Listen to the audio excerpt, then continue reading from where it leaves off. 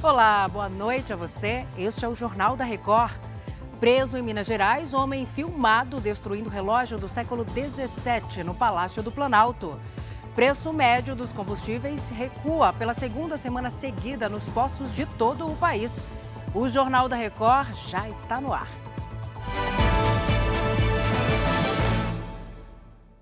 Oferecimento: cartões Bradesco, muito mais benefícios.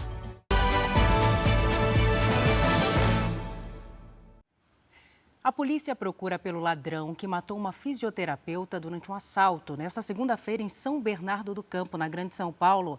A repórter Carolina Belim já está aqui ao vivo com a gente, ela tem os detalhes. Oi, Carol, boa noite para você.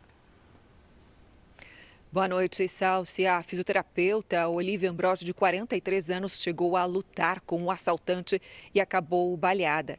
Imagens de câmera de monitoramento mostram a mulher estacionando o veículo. Na sequência, um homem de camiseta azul anda rápido em direção ao carro e aborda a fisioterapeuta já na esquina. O ladrão tenta puxar uma mochila, mas Olivia não deixa. Ele acaba empurrando a vítima com violência várias vezes, até que ela fica caída no chão. O assaltante então foge no veículo dela. O SAMU chegou a ser chamado, mas a fisioterapeuta morreu no local, atingida por um único disparo no peito. O carro, estilo SUV, foi encontrado perto da rodovia Anchieta. O autor do crime já foi identificado e será pedida a prisão temporária.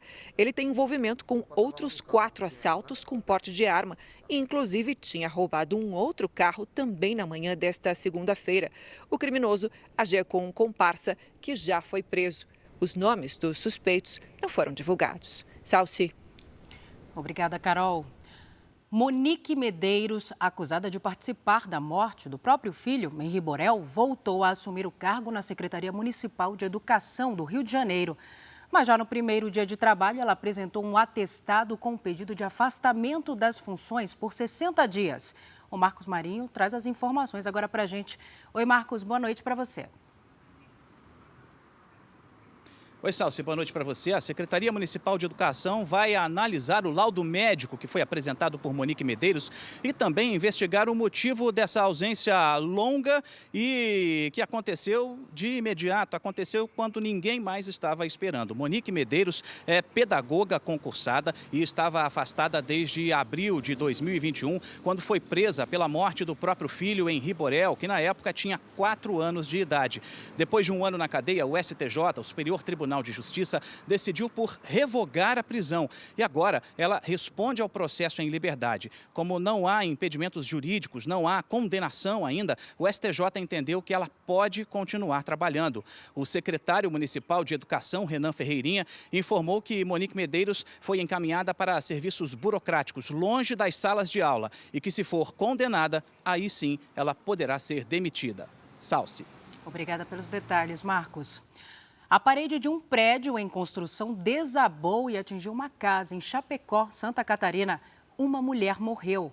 A queda ocorreu durante a tarde desta segunda-feira, quando o município foi atingido por uma forte tempestade.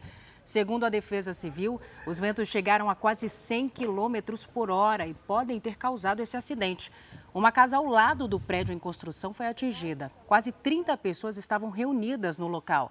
10 ficaram feridas e foram encaminhadas ao hospital regional da cidade. Uma mulher de 29 anos, que não teve o nome divulgado, não resistiu. E foram encontrados nesta segunda-feira os corpos de mais 2 homens que morreram em um naufrágio no Rio Grande do Sul. O barco foi surpreendido pelo mau tempo no último sábado. O Jairo Bastos tem os detalhes. Oi, Jairo, boa noite. Oi, Salsi, boa noite para você, a todos que estão com a gente. Olha, o barco afundou no Rio Uruguai, na altura do município de Alecrim, no interior do Rio Grande do Sul.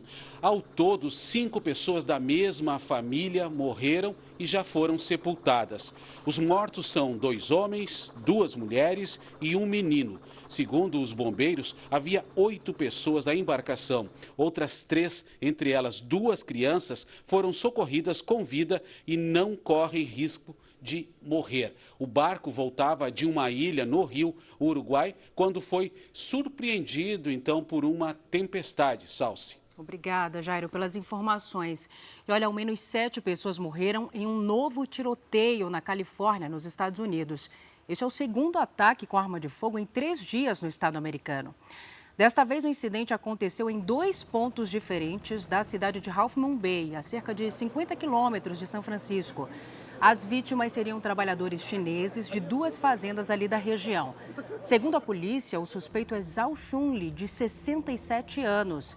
Ele foi preso por agentes de segurança com uma arma dentro do veículo.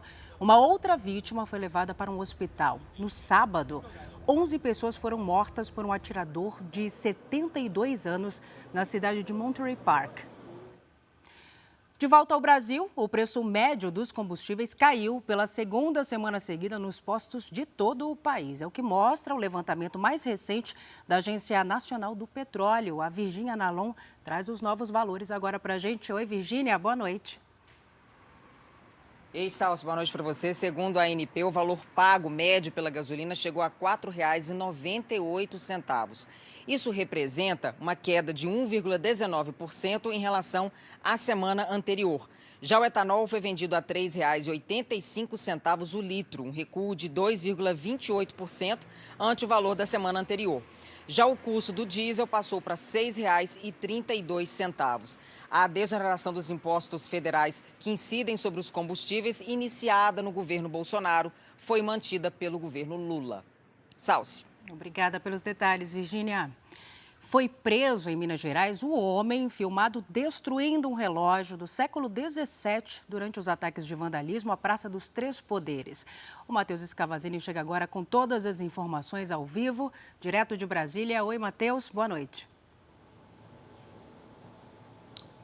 Boa noite, Salce. Antônio Cláudio Alves Ferreira estava em Uberlândia, Minas Gerais. A prisão preventiva foi pedida pela Polícia Federal e autorizada pelo Supremo Tribunal Federal. As imagens do circuito de segurança do Palácio do Planalto flagraram Antônio no corredor do 3º andar do prédio no último dia 8 de janeiro. O homem de 30 anos derruba o relógio e revira mesas e cadeiras. O relógio de mais de 200 anos foi um presente da França ao então rei de Portugal e do Brasil, Dom João VI. O governo brasileiro já acionou uma relojoaria na Suíça para ajudar na restauração. Já o preso será interrogado e passará por audiência de custódia virtual. Em seguida, deve ser encaminhado ao sistema prisional de Uberlândia. O prejuízo dos estragos causados na sede dos três poderes é estimado em 18 milhões e meio de reais. Salce. Seguimos com você aqui no JR 24 Horas, Matheus, porque o interventor federal, Ricardo Capelli, informou que a intervenção na segurança pública do Distrito Federal não será renovada. Isso mesmo, Salce. A informação foi repassada por Capelli ao ministro do Supremo Tribunal Federal, Alexandre de Moraes, em uma reunião que durou cerca de 1h30. Portanto, a intervenção permanece até o fim de janeiro e não deverá ser prorrogada. Depois disso, o governo do Distrito Federal volta a ser responsável pelas polícias militar e civil por aqui.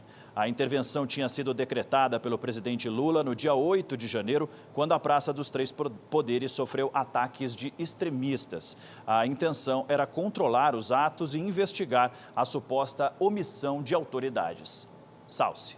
Obrigada, Matheus. Já falamos novamente. E ainda sobre os ataques do dia 8 de janeiro, a Procuradoria-Geral da República denunciou mais 54 suspeitos de participar da depredação das sedes dos três poderes em Brasília. E o Supremo Tribunal Federal abriu 6 novos inquéritos para investigar os atos.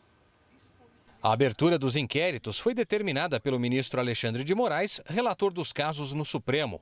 Até agora, já são 7 inquéritos. As frentes de investigação miram os invasores que causaram destruição de parte dos prédios públicos na Praça dos Três Poderes, em Brasília, além de autores intelectuais, financiadores, pessoas que instigaram os atos e autoridades que podem ter sido omissas. A Procuradoria-Geral da República fez a 3ª leva de denúncias contra participantes do ataque.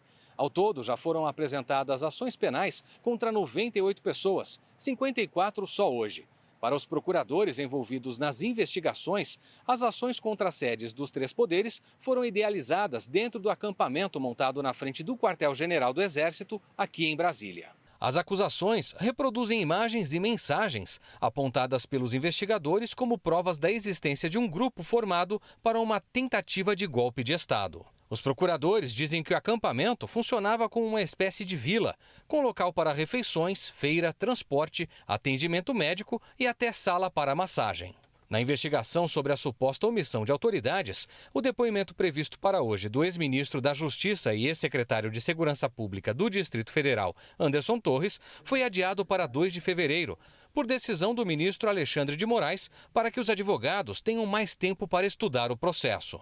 O jornalismo da Record TV teve acesso à ata da audiência de custódia de Torres. Ao juiz auxiliar do STF, ele informou que jamais questionou o resultado das eleições. Torres disse também que sempre atuou com profissionalismo, nunca foi filiado a partido, ocupou posição política em razão do resultado do trabalho e que a prisão e a acusação o pegaram muito de surpresa. Torres afirmou ainda que não tem relação com os fatos e que sua prisão foi um tiro de canhão no peito. Após dias de impasse, a ministra das Relações Exteriores da Alemanha anunciou que o país não deve impedir a Polônia de enviar tanques de guerra para a Ucrânia usar na guerra contra a Rússia. Anna Baerbock disse que a Alemanha não se colocaria no caminho se a Polônia quiser enviar 14 tanques Leopard para a Ucrânia.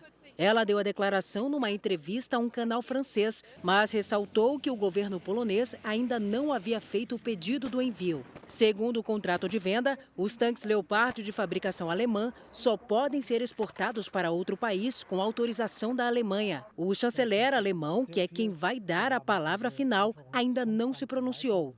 Mas há relatos que Berlim acredita que Moscou pode considerar a doação dos tanques como um envolvimento excessivo da Alemanha, o que levaria a uma escalada do conflito. Ao mesmo tempo, o presidente ucraniano Volodymyr Zelensky faz um apelo ao Ocidente para receber os blindados. A Polônia já avisou, inclusive, que vai enviar os tanques mesmo sem o consentimento alemão. A guerra na Ucrânia completa 11 meses nesta terça-feira. O presidente Lula está na Argentina em sua primeira viagem internacional desde a posse. Ele se encontrou com o presidente Alberto Fernandes. No primeiro compromisso, Lula depositou flores no monumento que representa o general San Martín, herói da independência argentina. Em seguida, foi à Casa Rosada, sede do governo, onde se encontrou com o presidente Alberto Fernandes. Os dois assinaram uma série de acordos bilaterais nas áreas da defesa, saúde, tecnologia e inovação. Lula falou da possibilidade de financiar um gasoduto na Argentina com a ajuda do BNDES, Banco Nacional de Desenvolvimento Econômico e Social. Tenho certeza que os empresários brasileiros tem interesse no gasoduto. E se há interesse dos empresários? E se há interesse dos empresários? Se há interesse do governo? Se há interesse do governo? E nós temos um banco de desenvolvimento para isso. E temos um banco de desenvolvimento para isso. Eu quero dizer que nós vamos criar as condições para fazer o financiamento que a gente puder fazer para ajudar no gasoduto argentino. Nos mandatos anteriores do presidente Lula e da ex-presidente Dilma Rousseff, o BNDES desembolsou cerca de 10 bilhões e meio de dólares, ou quase 55 bilhões de reais, no período entre 1998 e 2017, para financiar obras em 15 países, a maioria na América Latina, inclusive na Argentina. Lula e Fernandes também formaram um grupo de trabalho para a criação de uma moeda comum para facilitar a exportação de produtos entre Brasil e Argentina. Inicialmente, a moeda seria usada apenas para que os dois países não precisem de dólares para fazer transações comerciais. O real e o peso não deixariam de existir. O que nós estamos tentando trabalhar agora é que os nossos ministros da Fazenda, cada um com sua equipe econômica, possa nos fazer uma proposta de comércio exterior e de transações entre os dois países que seja feito numa moeda comum. O ministro da Fazenda, Fernando Haddad, explicou como seria essa transação econômica. Isso independe da situação cambial da Argentina. A Argentina pode estar cheia de dinheiro daqui 2 anos, que não vai mudar o fato de que uma moeda comum entre os dois países vai fortalecer o comércio exterior na região. Lula decidiu começar as viagens internacionais pela Argentina para retomar a relação com o país vizinho, que também é comandado por um presidente de esquerda. Hoje, a Argentina é o 4º principal parceiro comercial do Brasil e fica atrás apenas da China, da União Europeia e dos Estados Unidos. 300 empresários argentinos e brasileiros também se encontraram com Lula e Fernandes. No fim da tarde, o presidente iria se encontrar com o ditador Nicolás Maduro, presidente da Venezuela. Mas a reunião foi cancelada a pedido do venezuelano por questões de segurança. E nessa viagem à Argentina, o presidente Lula afirmou que vai se esforçar para que o BNDES volte a financiar obras em países da América Latina, inclusive naqueles que já foram foco de investigações da Operação Lava Jato. Voltamos agora ao vivo com o Matheus Scavazini em Brasília. Ele explica melhor isso para a gente. Matheus. Salsi, de acordo com o presidente brasileiro, países maiores têm que ajudar países com menos condições. Para Lula, se o Brasil tem um banco como o BNDES, é preciso criar condições para fazer o financiamento de construções como um gasoduto na Argentina. A obra pretende levar gás natural da região de Vaca Muerta para o Brasil. Mas há pelo menos 2 grandes entraves. A ideia de usar o BNDES para financiar obras em outros países é alvo de críticas do mercado financeiro e de empresários brasileiros. Nos governos anteriores de Lula e Dilma Rousseff, o Brasil financiou construtoras brasileiras para a realização de obras na América Latina e na África. Algumas das obras foram foco de investigações da Operação Lava Jato por suspeita de corrupção. Além disso, entre 2007 e 2015, Venezuela e Cuba receberam cerca de 11 bilhões de reais em empréstimos. Apesar das condições facilitadas, houve inadimplência dos 2 países nos pagamentos de algumas parcelas.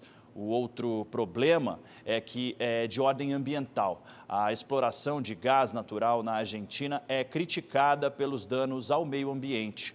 O processo de extração do gás de xisto existe um alto volume de água, emite gases de efeito estufa e pode levar à extinção de espécies que vivem no local. O xisto é uma rocha que pode abrigar gás em frestas. Salsi. Obrigada pelas explicações, Matheus. Bom descanso para você. E a ideia de Brasil e Argentina criarem uma moeda comum é criticada por economistas ouvidos pelo Jornal da Record. Segundo eles, a Argentina teria vantagens, mas as desvantagens ficariam com os brasileiros. A intenção de criar uma moeda comum para transações comerciais e financeiras entre Brasil e Argentina gerou críticas e algumas perguntas. A principal delas é quem se beneficiaria de uma moeda comum entre os dois países. Para esta economista, se o acordo for para frente, só a Argentina teria vantagens. A Argentina tem uma certa dificuldade com fazer sua reserva de dólares. Para a Argentina, é interessante ter uma moeda comum com o Brasil, porque isso diminui a dependência com o dólar. Mas para o Brasil, isso é realmente relevante? Porque você pode acabar contaminando a credibilidade brasileira ao se juntar com um país que tem um nível de inflação muito maior que o nosso, né? A situação da economia argentina é grave. A inflação fechou o ano em quase 95%. Já o Brasil em menos de 6%. Na prática, a hiperinflação afeta diretamente o poder de compra das famílias. O reflexo da inflação alta para um governo é a desvalorização da moeda no país.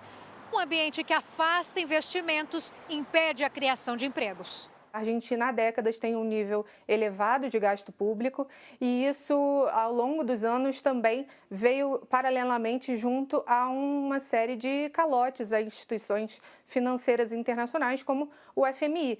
Isso acabou manchando a credibilidade argentina ao longo desses anos, né? E com isso fica um pouco mais difícil conseguir investimento internacional. Este professor de economia lembra que o Brasil tem outras prioridades que deveriam ser resolvidas muito antes de se pensar em uma moeda comum com a Argentina. Reforma tributária, reforma administrativa, a gente tem essa discussão que é super recente, que é do valor do salário mínimo, a isenção do imposto de renda. Então tem várias outras prioridades que são muito mais urgentes do que pensar numa moeda única nesse momento.